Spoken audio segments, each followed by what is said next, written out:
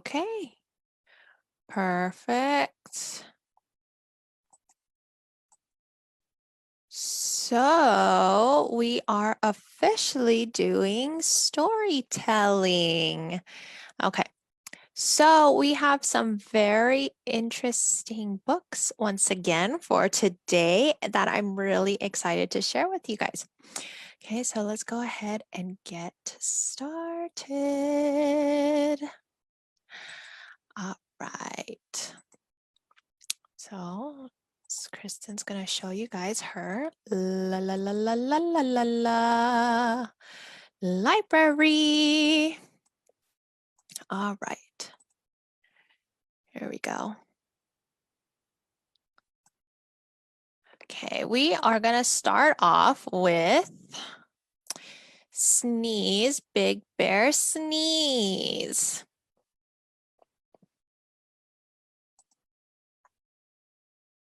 Okay. Oop. Let's start this over again.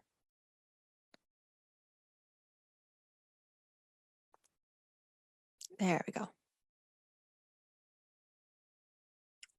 Okay, Sneeze, Big Bear Sneeze by Maureen Wright, illustrated by Will Hillenbrand. Sneeze, Big Bear, sneeze.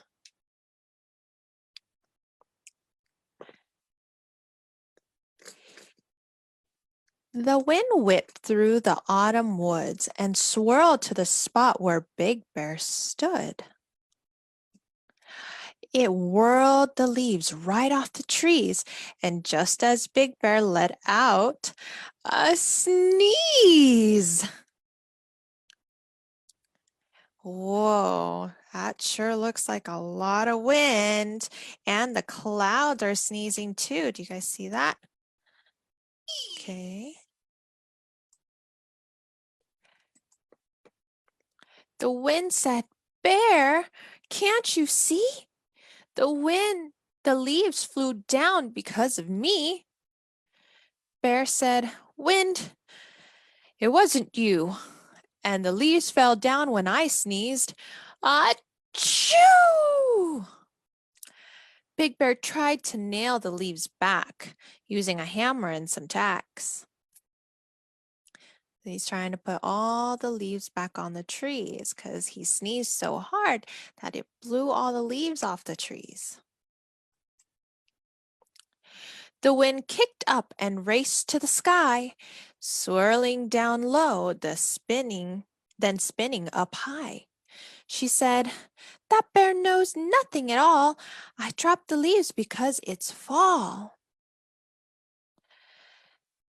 Big Bear walked as the cold wind blew and came to a tree where apples grew.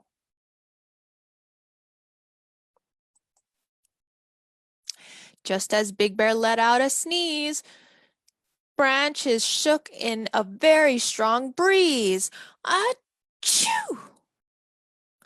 Oh my, said Bear with an unhappy frown, watching the apples drop to the ground. He knew as they fell with a thumping sound that sneezing had made them all fall down. Oh my goodness. So, do you guys really think that that bear sneeze is making all the apples and all the leaves fall off the trees? Maybe, but maybe it's also because the wind. Wind says, Bear, can't you see? The apples dropped because of me. Bear said, Wind, it wasn't you. The apples fell when I sneezed. Achoo! He put the apples on the branches on a branch of the tree, stacking each one carefully. And there he is. He's putting all the apples back on the tree. And Rabbit looks like he's helping him. The wind swirled round the forest glen, dipping and whipping back again. It said, "That bear knows nothing at all. I dropped the apples because it's fall." Big Bear lumbered down to the lake. 20 geese rested.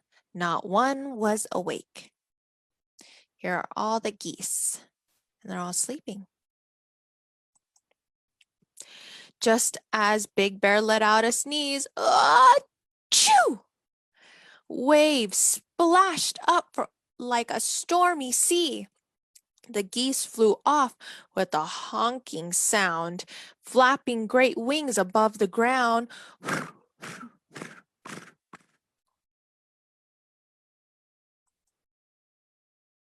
"Oh my," said Bear as he looked up high. What have I done?" he said with a sigh. The wind said, "Bear, can't you see? The geese headed south because of me." Bear said, "Wind, it wasn't you. The geese flew away when I sneezed. Achoo!"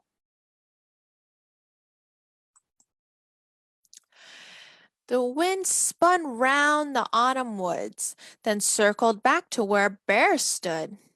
She yelled, "Big Bear, I've had enough. I'm tired of this crazy, ridiculous stuff."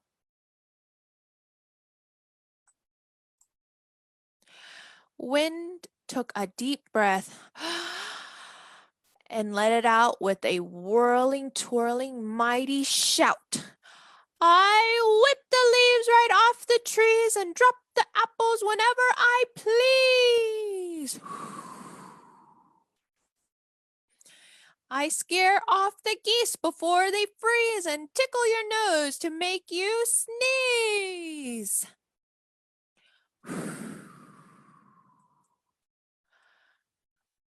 "I do it all. I'm the autumn breeze."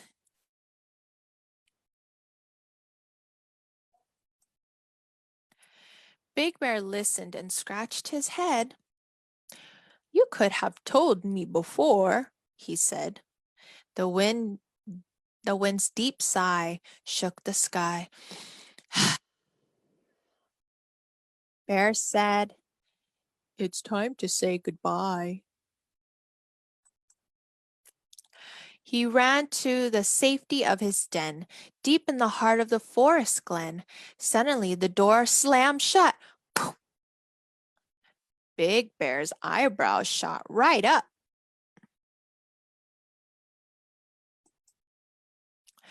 He jumped in bed and covered his head.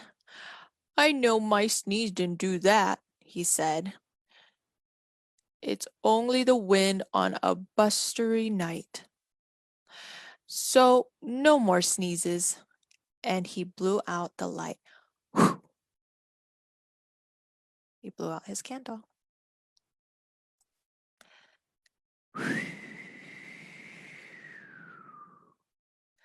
The wind blew. The end. Awesome. That was a really good book. I liked that book a lot, and I hope you guys did too. Okay, so now we are going to read When I Grow Up. Oop. Here you go. When I Grow Up by Al Yankovic.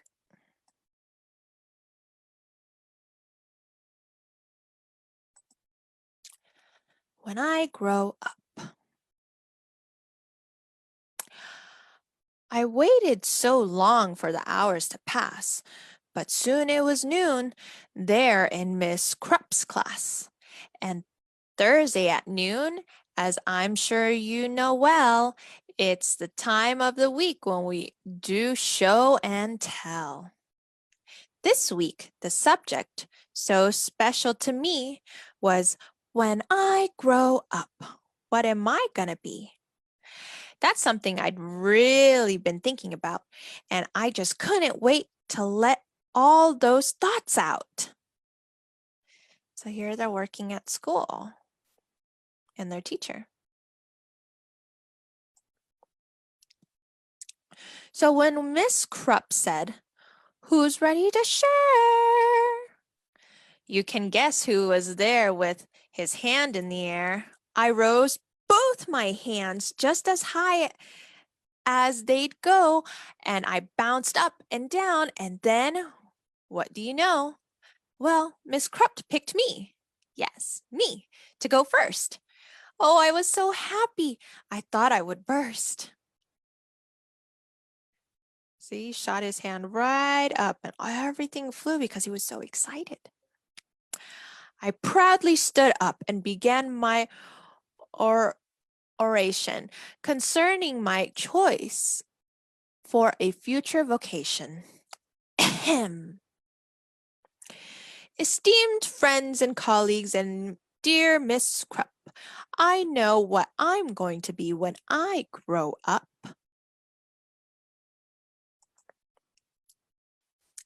Why, I'll be the greatest chef you've ever seen. The world will go crazy for my hot cuisine. I'll tantalize taste buds with my rigatoni, surrounded by kumquats and candied pigged feet, topped with shrimp-flavored lollipops. Bon appetit! My walls will be filled with awards that I've gotten for toast on a stick and my Twinkies au gratin. My kitchen will be most famous in France, so make reservations 12 years in advance. There's no doubt about it. I'm certain, you see. A world-renowned chef is what I'm going to be. Oh, and there he is cooking all his stuff. He wants to be a chef. That's very nice, Billy, sweet Miss Krupp said. Who wants to be next? Maybe Susie or Fred? I said, hold the phone now. I haven't departed. Hang on to your seats, 'cause I'm just getting started. Oh, well, Billy's not done yet, so let's see what else he wants to do. See, maybe instead I could be a snail trainer. Man, that would be awesome. Why, that's a no-brainer. I'll teach all my snails to do really neat tricks. They'll play dead, roll over, and even fetch sticks. Of course, all the sticks will come back 2 years later, but working with snails, I mean, what could be greater? They'll do any stunt that I like. Holy moly! I'll train them to pedal a bike really slowly. Then ooze through a huge ring of fire and crawl at a snail's pace across a high wire.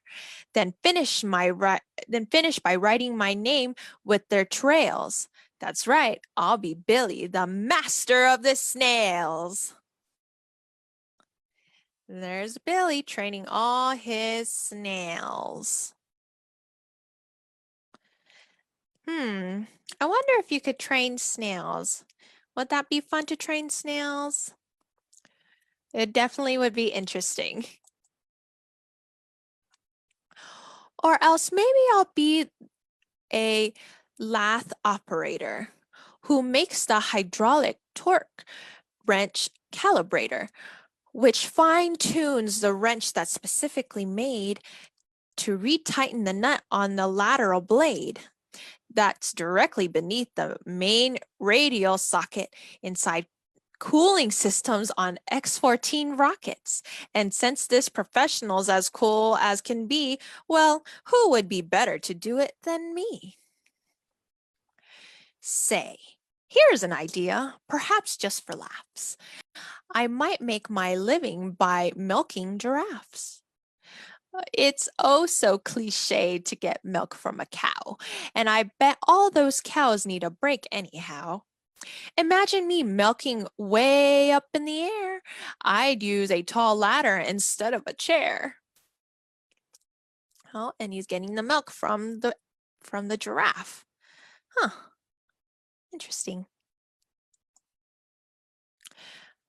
What? Milking giraffes? Miss Krupp said. Oh, please. I countered. How else would we make giraffes cheese? Now, don't interrupt me. I'm not really through yet. There's still a lot of stuff that I'm planning to do yet. 'Cause maybe I'll be a gorilla masseuse. So that means he's going to massage gorillas. Do you think we should massage gorillas?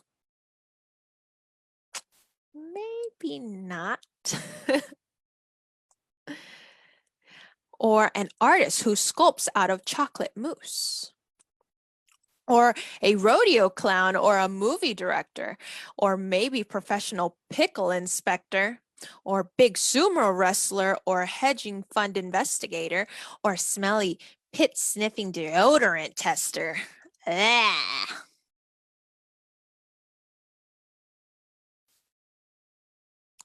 Or I'll be an expert on nuclear fission, or else a foot model or friendly mortician, or waiter or skater or master debater, or dinosaur dusting museum curator, or TV repairman or sidewalk sign waver, or part-time assistant tarantula shaver. And that's about when Miss Krupp said, "Now, Billy, please make up your mind. This is getting quite silly. Which one of those things are you going to choose?" I shuffled around. And I looked at my shoes. He's not sure what he wants to be. He wants to be so many things, but he can't choose one. So let's see. And finally, I said, my great-grandfather Bob's been a whole lot of things. Had a whole bunch of jobs, a butler, a barber, a bellman, a bouncer, a telephone psychic, and bingo announcer. You know what? He just turned 103, and he's still not quite sure what he wants to be. See, I'm only 8 now, so frankly, I'm hoping you'll cut me some slack if I leave options open. Let's just wait and find out what my future brings. Hey, I might have time to do all those things. So I think he wants to be like his grandfather, because his grandfather did all kinds of things. He was a barber, a sidekick, a bellman, bouncer, and did all these kinds of stuff. And then the bell rang and we all went to lunch. And as I was sipping on my pineapple punch, I pondered professions that I'd like to enter, like brave firefighter or crazy inventor. And there he is. Billy's thinking, and he's trying to design his stuff. Or maybe, just maybe now when I grow up, I can be a great teacher, like dear Miss Krupp. Teacher Billy, for Miss Krupp. Love, Billy. So Billy made a picture for his teacher, Miss Krupp. That's really nice. The end. That was a really good story. So Billy was trying to decide what he wanted to be, but he had all these kinds of ideas and couldn't really settle on one.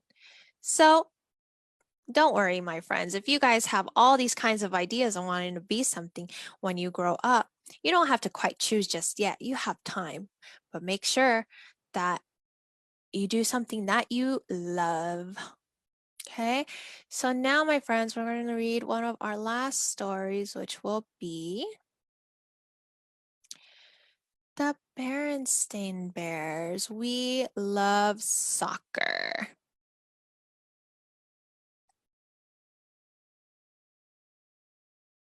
Okay, we love soccer. Brother and sister bear love soccer. They are good at it too. They can pass and dribble. They can head the ball. They can do corner kicks. They are good at throw-ins and they are good goalies. Brother and sister are on the Rockets. They play other teams around Bear Country. The whole family goes to every game. They cheer for brother and sister. Papa and Honey are good at cheering, but Mama does much more. She drives brother and sister to practice. So she's driving brother and sister to their soccer practice. And Papa and Honey are always cheering for them. She makes snacks for the team. She raises money for new uniforms. She's a good soccer mom. So their mom does all these kinds of things to help the soccer team. That's very nice of her. But sometimes Mama is too good a soccer mom. She cheers too loudly. She jumps up and down. She whistles. She waves signs. She blows horns. It's too much. Why do you think they think it's too much? I wonder. Mama wants the Cubs to play harder. She thinks they should win every game. So, Big Bear City games sign up, and their mom is signing them up. She signs them up for games far away. Brother and sister don't like it. They don't like it one bit. I wonder why they don't like it very much. Now it's time for soccer practice. Mama calls brother and sister. They don't answer. She looks for them. She can't find them. Where are they? They'll miss practice. Mama looked for the Cubs. They are not at the playground. They are not at the park. They are not down by the swimming hole. Where are they?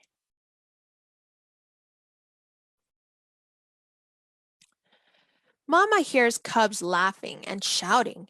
It's coming from behind the big sign. There's an empty field behind the sign. Mama peeks around the sign and Mama sees brother and sister playing soccer. They do not have uniforms. They do not have real goals. There are no coaches or refs. There are no grown-ups at all.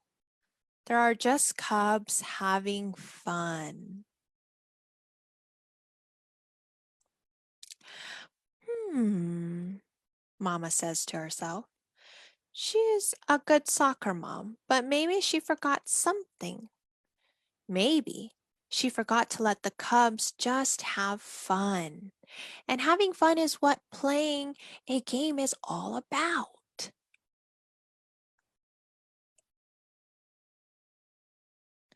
Mama steps into the field. Hey! She calls. Over here! Pass the ball! Look, says sister. It's Mama.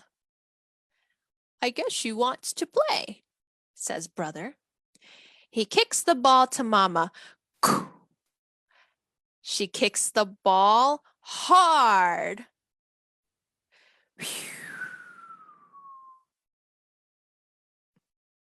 The ball sails into the goal. Great kick! The Cubs yell, Yay, Mama! Hey, Mama, says sister. You're good. You bet, says Mama. Let's play soccer. Papa and Honey cannot find Mama. They cannot find brother and sister. They go looking for them. They meet grown-ups from the soccer team. They're looking for their Cubs. They find them playing in the field. Says Papa. That looks fun. Papa and Honey join the game too. The other grown-ups join in too. They have a lot of fun. It's getting dark. The game ends. Everyone goes home. They are tired, but happy. Could you teach us how to play better? Asked Sister. You bet, says Mama. That would be fun. And having fun is what playing a game is all about. The end. So, my friends, I hope you guys had a great storytelling time, and